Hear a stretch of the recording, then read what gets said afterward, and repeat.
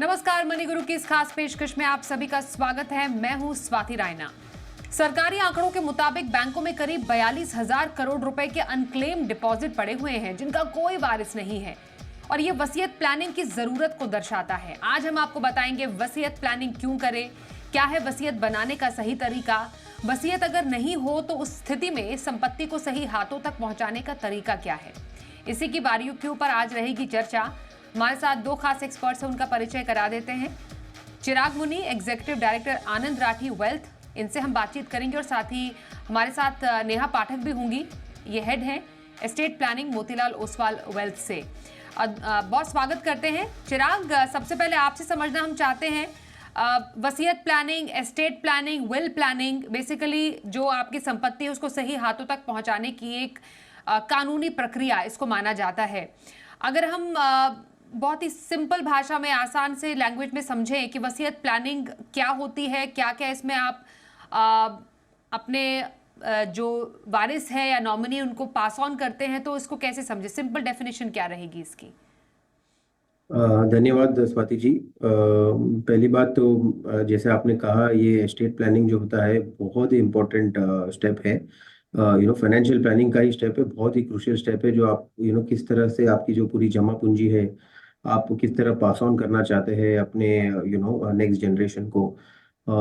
एक कहावत है कि the only thing certain in life is death and taxes. So हम टैक्स प्लानिंग तो काफ़ी करते हैं, लेकिन जो हमारी जमा पूंजी किस तरह हमको ट्रांसफ़र करना है बहुत इम्पोर्टेंट है। इसमें दो पहलू है। आप एक तो होता है बहुत सिंपल तरीके से हम हमारी विल लिख सकते हैं।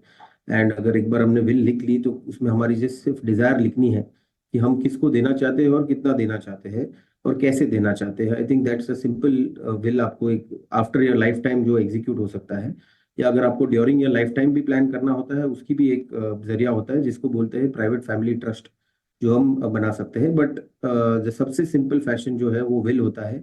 जो आपकी डिजायर्स है आप एक पेपर पे लिख दीजिए और एकदम सिंपल वे में लिख दीजिए कि किसको देना है, कितने प्रोपोर्शन में देना है। That's the way you can plan. बिल्कुल।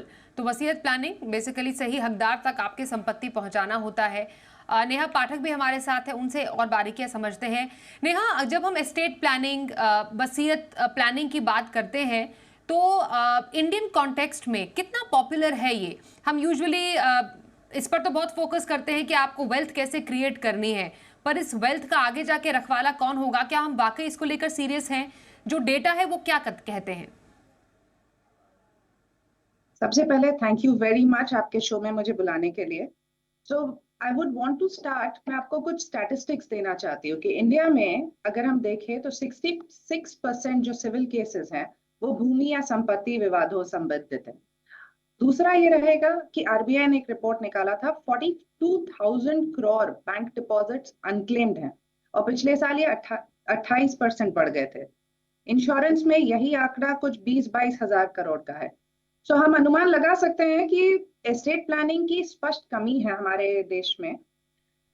और अगर एस्टेट प्लानिंग करनी है तो इंडिविजुअल्स को अपनी संपत्ति, assets, shares, partnership shares, jewellery सबको प्लान करना होगा और ये प्रक्रिया उनको अपने जीवन काल में शुरू करनी होगी।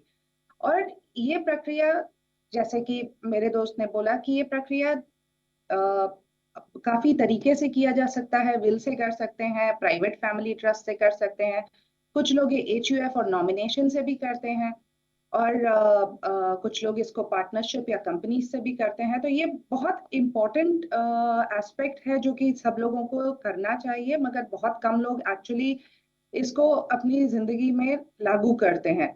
होता यह है कि लोग बहुत सोचते हैं कि हम प्लानिंग करेंगे करेंगे और उसके बाद में करके वो होती ही नहीं है कभी भी। बिल्कुल। आपने जैसा कहा कि कल करते हैं, इट्स ओके, क्योंकि हम यूजुअली इन चीज़ों को लेकर काफ़ी असहज महसूस करते हैं कि हमारे साथ तो कुछ हो नहीं सकता है। लेकिन अगर आप अपने जीवन काल में अपनी संपत्ति को सही हाथों तक पहुंचाने का फैसला नहीं करेंगे तो आगे जाके दिक्कत ही यहाँ पर डेफिनेटली आएगी। चिराग, क्या फ़ायदे हो सकते हैं वसीयत प्लानिंग के? क्योंकि जैसा नेहा ने भी बताया कि बहुत सारे ऐसे अनक्लेम्ड जो संपत्ति है वो तो पड़ी ही है, कई कानूनी विवाद भी हैं जो कि सुलझ नहीं पाए हैं इसके चलते। तो वसीयत प्लानिंग की सबसे बड़ी खूबियां, सबसे बड़ी खासियत क्या है जो इस वक्त हमें लोग देख रहे हैं, जो कि ये समझे, इसकी महत्व समझे कि हाँ वसीयत प्लानिंग करना बेहद जरूरी है। कल को क्या ऐसी दिक्कत पेश आती है जो कि वसीयत प्लानिंग के एब्सेंस में होती है? देखिए, सबसे बड़ा इम्पोर्टेंट चीज़ है वसीयत प्लानिंग में दैट आप डिसाइड कर सकते हैं कि आपकी जो संपत्ति है आप कैसे देना चाहते हैं और किसको देना चाहते हैं। क्योंकि अगर आप विल नहीं लिखेंगे और आपके बाद इट इज कॉल्ड मतलब अगर कोई किसी का देहांत हो जाता है, इंटरस्टेट बोलते हैं उसको, विदाउट अ विल, तो लॉ टेक्स ओवर। लॉ आपका डिसाइड करेगा किसको कितना जाना है, and that to it is depending on your religion. So for example, अगर आप हिंदू है या फिर सिख है या फिर जैन है या बुद्धिस्ट है, तो आपको हिंदू सक्सेशन एक्ट लग जाता है। 1956 हिंदू सक्सेशन एक्ट बोलते हैं उसको। जैसे कि मैं अगर एग्जांपल दूं कि अगर कोई मेल हिंदू गुजर गए और उसके बाद अगर उनके पास विल नहीं है, तो आइडियली जो एसेट्स है वो जाएंगे इक्वली बिटवीन मदर, चिल्ड्रन और उनके स्पाउस को। अगर ये ऐसा नहीं है कि उन तीनों को किसी को देना नहीं है, बट कौन से प्रपोर्शन में देना है वो आप डिसाइड कर सकते हैं। कभी कभी होता है कि मेरे 2 बच्चे हैं, एक बच्चे को मुझे ज्यादा देना है because he is not doing well, what ever, but आप खुद डिसाइड कर सकते हैं। यहाँ पे लॉ डिसाइड कर लेगा कि सबको इक्वल जाएगा, जैसे आपकी मदर, आपके स्पाउस और आपके चिल्ड्रन को इक्वल जाएगा। सिमिलरली अगर आप क्रिश्चियन या फिर आप पारसी हो, तो आपको इंडियन सक्सेशन एक्ट 1925 लग जाता है, जहाँ पे अगर क्रिश्चियन हो तो 1/3 ऑफ द एसेट्स आपको स्पाउस को देना है, बाकी को आपको लीनियल डिसेंडेंट्स को देने हैं। अगर पारसी है तो अगर आपको सिमिलरली आपको इक्वल देना है बिटवीन स्पाउस एंड चिल्ड्रन, लेकिन अगर माँ बाप भी जिंदा है तो उनको भी half the share of the children देना है। अगर आप मुस्लिम है तो आपको शरिया लॉ लग जाता है। ऑफकोर्स मुस्लिम में आप सिर्फ 1/3 आपका शेयर विल कर सकते हैं, लेकिन 1/3 तो डिसाइड कर सकते हैं, बाकी का 2/3 पूरा आपका शरिया लॉ के द्वारा जा सकता है। एंड शरिया लॉ में भी काफी सारे कॉम्बिनेशन होते हैं, डिपेंडिंग ऑन कौन किसकी विल है और कौन बचा है और कौन नहीं। फॉर एग्जाम्पल, अगर अगर कोई मेल मुस्लिम गुजर जाते हैं और उनके पास चिल्ड्रन है और बीवी है, तो उनको 1/8 ऑफ द शेयर बीवी को जाता है, 7/8 बच्चों को जाता है। वो 7/8 भी डिस्ट्रीब्यूशन अगर सन है तो उसको 2:1 रेशियो में जाना चाहिए, so on and so forth. So बहुत सारी चीज आ जाती है। सो लॉ डिसाइड करता है, आप डिसाइड नहीं कर सकते। सो ये मेरे हिसाब से सबसे इम्पोर्टेंट चीज है कि आपको वसीयत क्यों प्लान करनी चाहिए। बाकी of course there are several other things कि अगर वसीयत अगर नहीं प्लान करेंगे तो एक काफी कॉस्टली अफेयर भी हो जाता है। आपको लॉयर के पास जाना पड़ेगा, आपको सक्सेशन सर्टिफिकेट लाना पड़ेगा, टाइम कंज्यूमिंग हो जाता है। फिर आपने अगर ठीक से एसेट्स कहाँ पे क्या क्या है लिखे हुए नहीं है, तो आपकी जो नेक्स्ट जनरेशन है वो पिलर टू पोस्ट भाग रहे ढूंढने के लिए कहाँ पे एसेट्स है। क्योंकि एक जाने के बाद आपको इमोशनल बर्डन तो रहता है, बट फाइनेंशियल बर्डन नहीं आना चाहिए। Is why you should write a will. End of course will नहीं है तो क्लैरिटी नहीं है, कोई क्लैरिफाई करने के लिए भी नहीं है। शायद जो चला गया वो चाहता भी नहीं था कि झगड़े हो, बट शायद झगड़े हो जाए बिकॉज कोई क्लैरिटी नहीं है किसको कितना जाना है। सो ये सब सारी चीज बहुत इंपॉर्टेंट होती है, इसीलिए वसीयत प्लानिंग करना बहुत ही जरूरी है। बिल्कुल बिल्कुल चिराग, आपने सही बोला। और कई तो ऐसे मामले हमें खुद दर्शकों के सवाल आते हैं कि किन्हीं के ग्रैंड पेरेंट्स, दादा शहर छोड़कर चले गए और उसके बाद पता चला कि कोई किसी टाइम पर कोई शेयर खरीदा था। तो ये कुछ बारीकियां होती है जो दिक्कतें पेश आती हैं अगर आप प्रॉपरली एक तो ना बताते हैं अपनी फैमिली को कि आप अपने निवेश की जानकारी देते हैं, ना ही आप नॉमिनी बनाते हैं या विल प्लान करते हैं। नॉमिनी से एक बात नेहा समझना बेहद ज़रूरी हो जाता है, एक बहुत ही थिन लाइन है और ये थिन लाइन को समझना काफ़ी इंपॉर्टेंट है। हम यूजुअली अभी किसी भी इन्वेस्टमेंट में नॉमिनी बनाते हैं। मृत्यु होने की स्थिति में जो पैसा होता है या शेयर्स हैं या जो भी फाइनेंशियल जो जिम्मेदारी होगी वो नॉमिनी को जाएगी। एक नॉमिनी और एक लीगल हेयर जिसको हम कानूनी वारिस कहते हैं, उनमें डिफरेंस क्या है और दोनों के राइट्स क्या होते हैं? तो अगर मैं बिल्कुल साधारण रूप से ये एक्सप्लेन करूं तो नॉमिनी एक कस्टोडियन या संरक्षक होता है, जो कि आपके एसेट्स को जब तक होल्ड करता है तब तक वो एसेट्स वो लीगल एयर को कानूनी रूप से सुपुर्द ना कर दे। लीगल एयर का मतलब होता है उत्तराधिकारी। कानूनी उत्तराधिकारी होता है या फिर आपने विल में डिस्क्राइब किया है वो आपका लीगल एयर बनता है। अगर मैं इसको थोड़ा सा उदाहरण के रूप में बताऊं तो यदि एक व्यक्ति है, इनके घर में एक वो खुद हैं, उनकी पत्नी है, उनका बेटा है, उनकी बेटी है। ना सोचिए, इन व्यक्ति ने एक फ्लैट लिया, उन्हें अपनी पत्नी को उसका नॉमिनी बना दिया और इनने कोई वसीयत नहीं बनाई। हम इनको दो तरीके से देखेंगे। उनने कोई वसीयत नहीं बनाई, उनकी पत्नी उनकी नॉमिनी थी। अगर इनकी मृत्यु हो जाती है तो उनके कानूनी उत्तराधिकारी जो कि लीगल हेयर होंगे, वो उनकी पत्नी, बेटा और बेटी समान शेयर्स में रहेंगे। जब तक ये फ्लैट इन लीगल हेयर्स को दिया नहीं जाता है, तब तक पत्नी नॉमिनी के रूप में फ्लैट को अपने पास रखेगी। Nominee is legal representative. ये सिर्फ होल्ड करते हैं जब तक कि आप वो लीगल हेयर को दे नहीं देते हैं। और दूसरी तरह से अगर आप देखेंगे, अगर उनने विल बनाई है, विल में उनने लिखा है कि ये मेरा फ्लैट है, ये मेरे फ्लैट मेरे बाद मेरी धर्म पत्नी को जाएगा और अगर वो ना रहे तो मेरे दो बच्चों के पास इक्वली जाएगा, then in that case the legal heir becomes not the wife. Wife being a nominee also can become a legal heir. So nominee और legal heir same भी हो सकता है, अलग भी हो सकता है, डिपेंड करता है आपने क्या लिखा है और लॉ क्या बोलता है।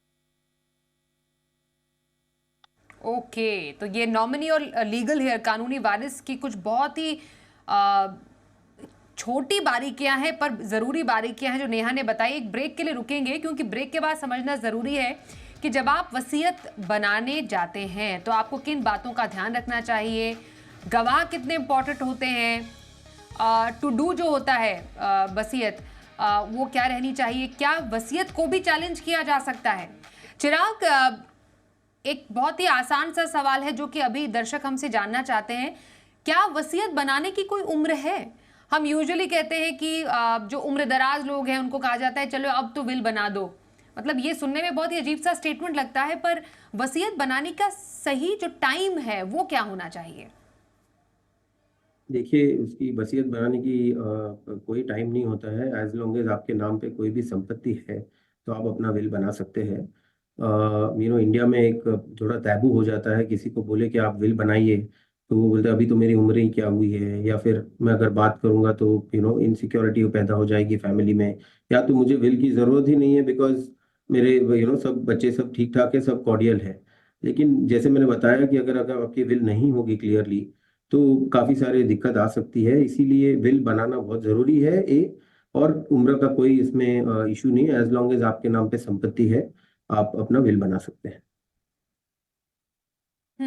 ओके।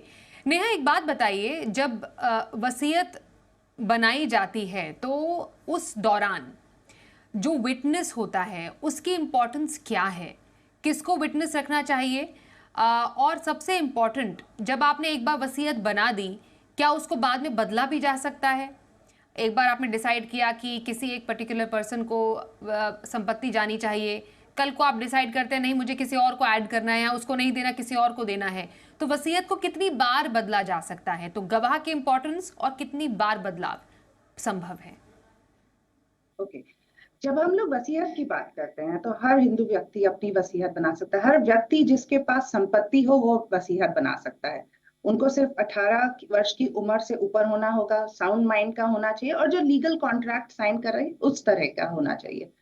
हर संपत्ति के लिए बनाया जा सकता है ना। अगर आप उसको किसी भी वक्त बना सकते हैं तो हमारे को इस बात बारे में ध्यान रखना चाहिए, लाइक हम लोग अपना मेडिकल चेकअप करते हैं उसी तरह से हम लोगों को अपना विल चेकअप भी करना चाहिए। हर 1-2 साल में एक बार विल देख लेना चाहिए कि उसमें जो हमने लिखा है वो अभी भी लागू होता है कि नहीं। हो सकता है मैंने जब पहले विल बनाई हो तब मेरे पास एक घर हो, इन्वेस्टमेंट्स हो, एक बैंक अकाउंट हो। थोड़े साल बाद मेरी इनकम बढ़ गई, मैंने एक और बैंक अकाउंट खोल लिया, मेरे इन्वेस्टमेंट्स बढ़ गए, हो सकता है मैंने एक प्रॉपर्टी और खरीद ली।